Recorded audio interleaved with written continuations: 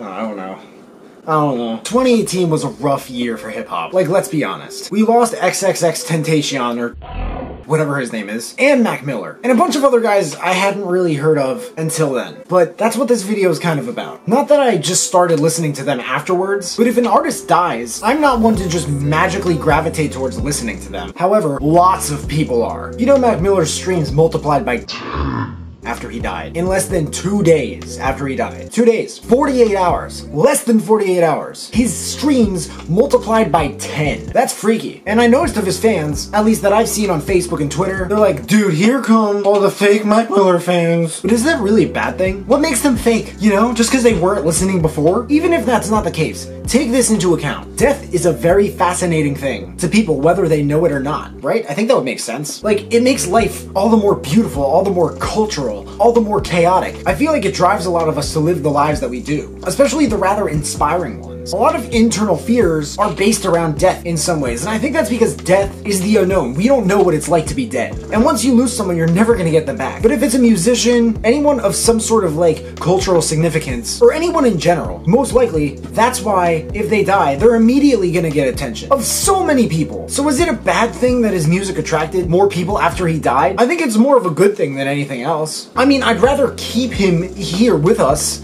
but I think everything like this has some sort of silver lining to it. And I'm always looking at that silver lining. You see my shirt? It's a black cloud. There are plenty of silver linings. You can see, I mean, they're kind of white, but you can see they're there. It doesn't require a fucking genius to look at the brighter side of things in life.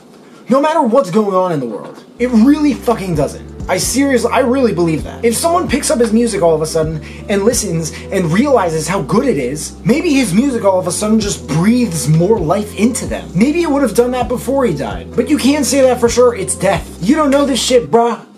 I don't either. And at least people know about his work who didn't before. Like shit, name one musician who wasn't more popular after their death. You can't. Because that's the nature of the industry. And it also, I feel like it also doesn't really require a genius to figure that out. People like you more after you die. And again, I don't think that's that bad of a thing, or that hard to believe and make sense of. Because doesn't your death solidify your activity level? It says, look, this is all we have left of this guy. This is all we're gonna get out of him. We're not gonna actively get more out of him. But his ripples will live on. But people just seem to die. And the more controversial and confusing the reason, the more people of all kinds their fan bases seem to attract. Tupac was killed, allegedly, in 1996. I was born in 1997. I can't imagine how much his death alone impacted his impact itself. Same thing with Biggie. I was actually born damn near about a week after he died. But I can't imagine how many rappers my age and younger, I can't imagine how many of us are probably extremely heavily influenced by him. I'm influenced by him. Like, an artist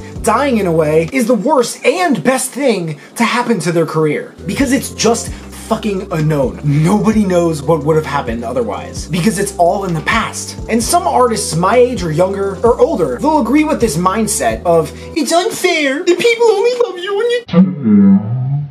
But like we've established, this is an industry in which that happens. And is that really the view of an artist? Do artists even have a valid view of this? And what the fuck constitutes a valid view of something like this? Like, what can we use to extrapolate that from and be like, okay, this actually kind of makes sense? Other than the actual pasts and histories of other musicians, painters, sculptors, whatever else. If you want to talk about artistry, Leonardo da Vinci, his discoveries weren't actually fully done and executed until fucking centuries later, when people were turning them into planes and shit. The Mona Lisa is easily the most expensive painting on the planet. I don't think it was in the 1500s, and that itself is, I like to think that's timely proof that art gets more expensive, or rather valuable, as time passes, and the quality and quantity of that time after they pass away is what determines the eventual significance of that art. Like, who's gonna listen to Mac Miller in 200 years? I think that's something we should be asking ourselves, even though we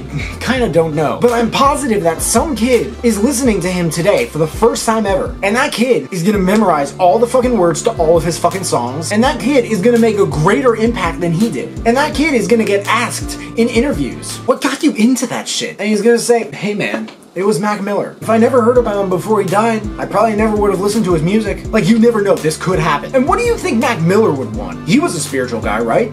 for a rapper. You know all the positive things he was just wishing and putting out into the universe? I don't know him or about him nearly as well as a lot of his other fans especially, but I would think ideally he probably would have wanted to inspire as many people as possible to just create and create. You know how many rappers want to do that? You know how many rappers are a result of things like that? This is like an endless circle of creativity. And I don't think there's anything wrong with picking up on listening, just reflecting on something after you realize you will never have the chance to experience real physical time with that ever again, let alone at all. The thought of that really fucks with a lot of people. It drives people to do shit like accuse his ex-girlfriend of the death, for instance. Like, he wasn't addicted to her. I can't imagine how she felt, and still does feel. And I don't even mean to seem biased by saying that. Like, Kanye West of all people said something that takes a lot of humility to say, especially for artists of his caliber and influence. He said that after me, there will be greater. I believe that. I believe the same thing about myself. I believe the same thing about whoever's watching this. I definitely believe the same thing about Mac Miller. I believe the same thing about everybody. We will all be outdone. Records are being broken in different and similar ways every day. Everything changes, and that's just what makes life beautiful. It's what makes life chaotic. It's what makes life cultural.